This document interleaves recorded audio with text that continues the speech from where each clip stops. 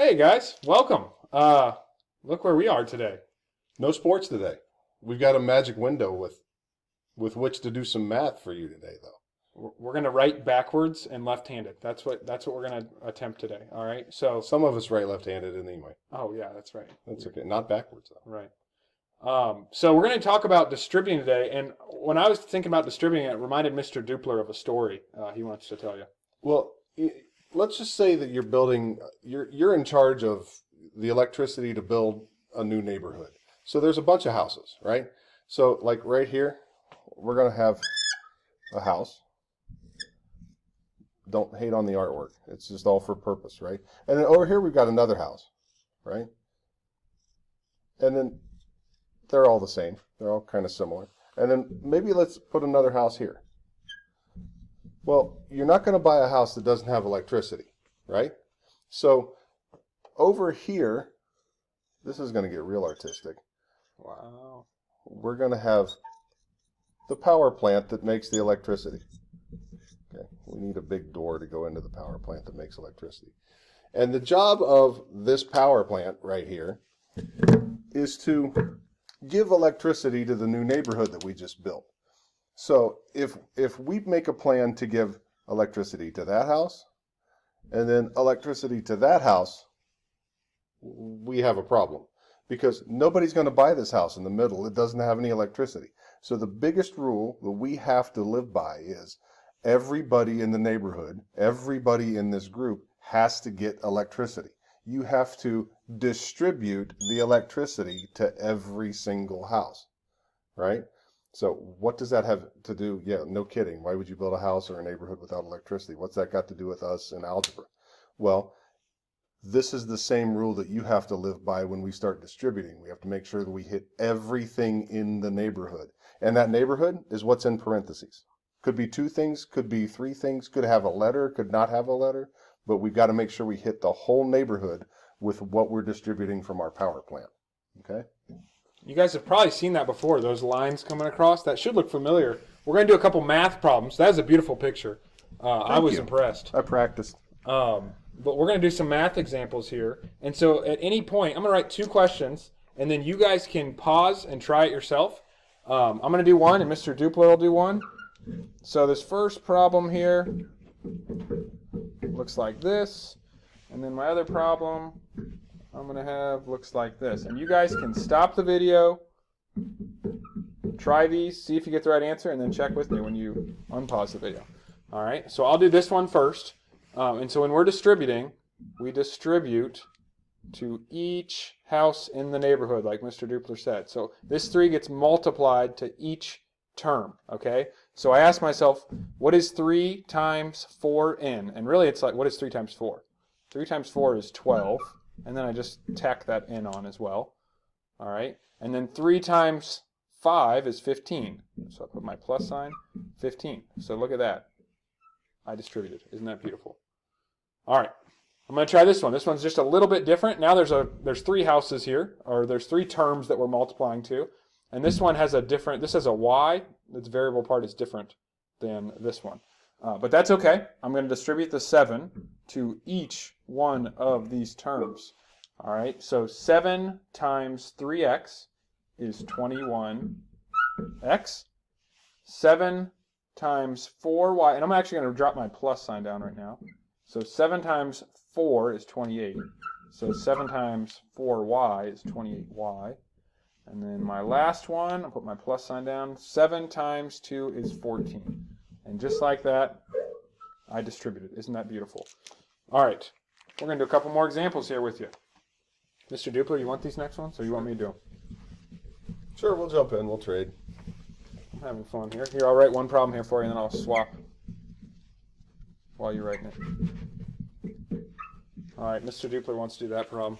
I can tell. I'm going to switch spots here. Okay, so we've got a -5. Oh, now watch your signs, right? And remember this -5 right next to the parentheses. That means we're going to multiply. So again, we've got a -5 times 2x, and a negative times a positive would be a -10x. and then -5 times a -8. And guys, this is where we see the most mistakes. This is a -5 times a -8. You got to pick up that sign that's next to that 8. And a negative times a negative is a positive. One of the ways you can do this is just do your signs first. If I say negative times a negative, then I know my answer is going to be positive. I don't have to worry about it. Now I go back with the numbers. 5 times 8 is 40. Done. Negative 10x plus 40. And you remember, these are not like terms, so they have to stay separate. You can't go any further. I want to throw another problem at you, Mr. Jupiter, see if I can fool you. And I want you guys, again, pause the video. I'm going to try to mix it up a little bit here. See if you can do this problem before Mr. Jupiter does it. Well, let's see how you did. Hopefully you paused, right? Let's see how we did. Now remember, we have to distribute everything in the neighborhood. But the question is, where's the neighborhood? Well, the neighborhood is everything that's in the parentheses. So this 3 is being multiplied to that -5x, and it's being multiplied to that +4.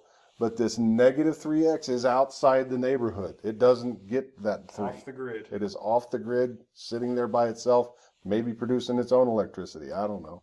3 times a -5 is a -15x, and 3 times 4 is a positive, don't forget that plus sign, positive 12. Okay? And what happens with the -3x? He just comes down. -3x. And you would think we would be done, right? Because we got rid of our parentheses, we multiplied everything. But I see what Mr. Sullivan did here. He said, hey, wait a minute. I wonder if he does the next step. This -15x and that -3x, guys, those are like terms. So we have to keep going. We can't leave it like this. We have to simplify.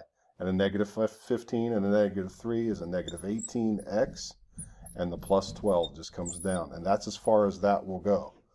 How'd you do? Did you get it right? All the way down to here? Hope so. Got a couple more. Gonna get go up another level here. I got a good one for him here. All right, here we go. You want to switch me? All right, so let's see. I'm going to see if I can throw another one at you here. Something that looks a little different, but you can handle it. All right, so we'll try that one. I'm going to write the next one as well.